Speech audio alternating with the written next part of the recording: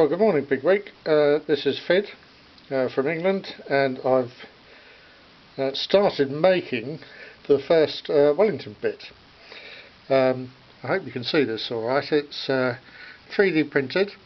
Took me about a month to draw all the parts of this Browning. Just by way of fun, the working parts, which are these bits here, they have a spring which they act against, and pulling the cocking lever will actually, I hope, make the sound of the thing cocking. The brass tube is 2.5mm tube. That's the forms the barrel. Passes through the 3D printing of the shroud and into the muzzle cooling fin arrangement at the end, and I don't know if you can see that, but it just pokes through.